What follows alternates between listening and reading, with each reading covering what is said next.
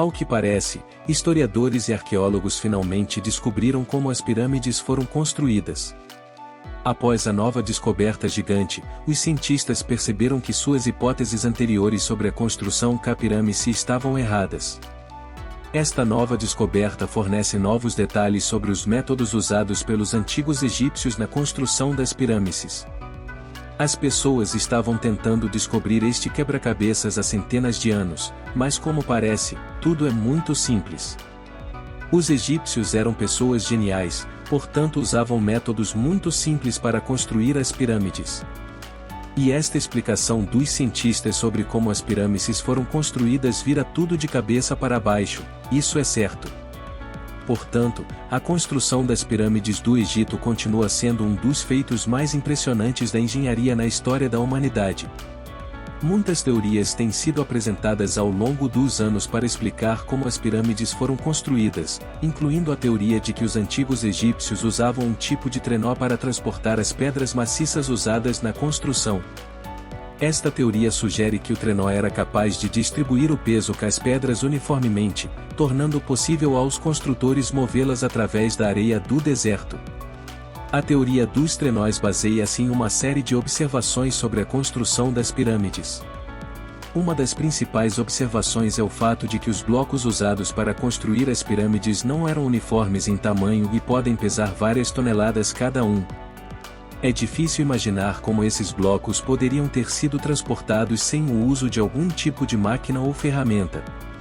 Outra observação que suporta a teoria dos trenós é o fato de que existem imagens e hieroglifos que retratam o uso de trenós em vários contextos, incluindo a agricultura e o transporte. Isto sugere que os antigos egípcios estavam familiarizados com o uso de trenós como um método de transporte. Há também evidências físicas que sustentam a teoria dos trenós.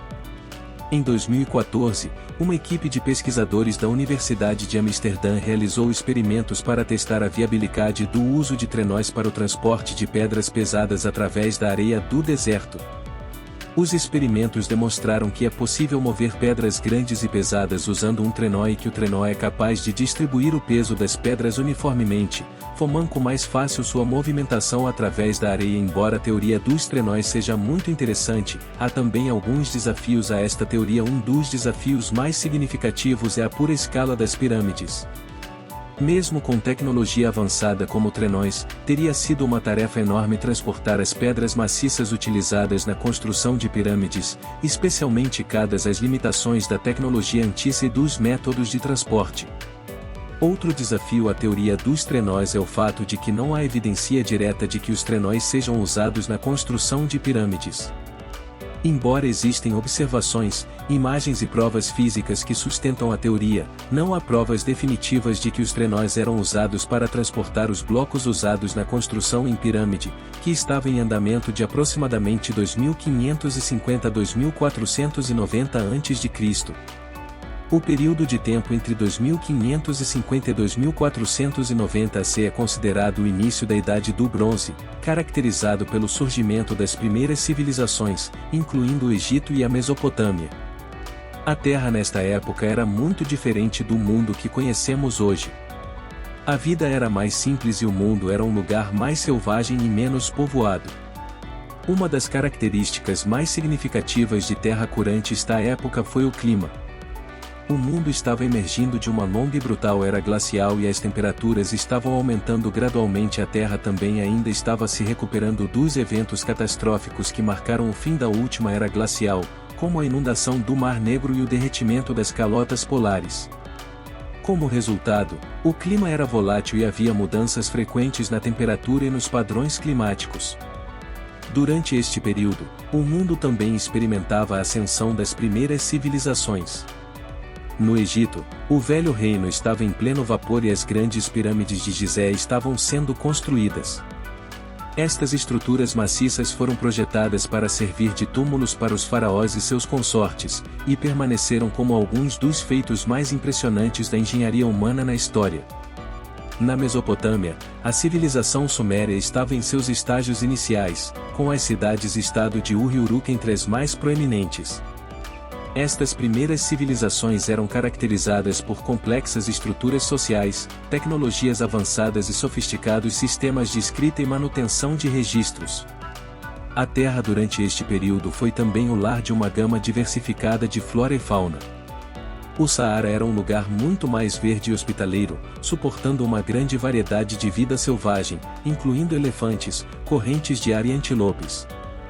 A savana africana também estava repleta de vida, e era provavelmente o lar das primeiras comunidades humanas. Na Ásia, a dinastia Xia estava no poder na China, e a lendário imperador Yu foi creditado com o controle das inundações e a domação do Rio Amarelo. Nas Américas, a civilização Olmeca ainda estava a séculos de distância, mas os primeiros assentamentos já estavam surgindo em termos de geologia. A Terra foi relativamente estável durante este período. Não houve grandes erupções vulcânicas ou terremotos, embora o planeta ainda estivesse se recuperando da agitação geológica que marcou o fim da última era glacial.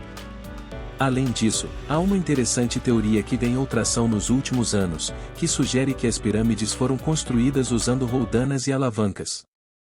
Esta teoria explica que os antigos egípcios usavam máquinas simples para levantar e transportar os blocos maciços usados na construção das pirâmides. A teoria das roldanas e alavancas baseia-se em uma série de observações sobre a construção das pirâmides. Uma das principais observações é o fato de que os blocos usados para construir as pirâmides não eram uniformes em tamanho e possam pesar várias toneladas cada um. Outra observação que suporta a teoria das roldanas e alavancas é o fato de que os antigos egípcios eram engenheiros e inventores capacitados que eram capazes de criar máquinas e dispositivos complexos. Isto inclui ferramentas como o churut, um tipo de ferramenta de irrigação que usa uma simples alavanca e sistema de polias para elevar água, assim como outras máquinas e dispositivos que eram usados para a construção e outras tarefas. Há também evidências físicas para apoiar a teoria das polias e alavancas. Em 2001, uma equipe de pesquisadores realizou uma experiência na qual utilizaram um sistema de roldanas e alavancas para levantar um bloco de 2,5 toneladas de calcário de tamanho e peso similares aos utilizados na construção em pirâmide. O experimento demonstrou que é possível levantar e transportar objetos pesados utilizando máquinas e ferramentas simples. Embora o conceito de polias e alavancas seja fascinante, existem também certos obstáculos que podem desafiar esta teoria. Um dos desafios mais significativos é o fato de não haver evidência direta se há roldanas e alavancas sendo utilizadas na construção de pirâmides. Embora existam observações e provas físicas que sustentam a teoria, não há provas definitivas de que estas máquinas foram usadas para levantar e transportar os blocos usados na construção em pirâmide. Outro desafio à teoria das roldanas e alavancas é a complexidade das pirâmides. Apesar da implementação de dispositivos sofisticados como polias e alavancas, a construção de estruturas tão colossais ainda teria sido um empreendimento assustador, especialmente dadas as restrições tecnológicas dos tempos antigos. Alguns especialistas argumentam que as pirâmides eram construídas utilizando técnicas mais tradicionais como ferramentas simples e trabalho humano. Como você sabe, nos últimos anos, muitas pessoas famosas, incluindo Elon Musk e Robert Schweik, tentaram descobrir como isso realmente aconteceu.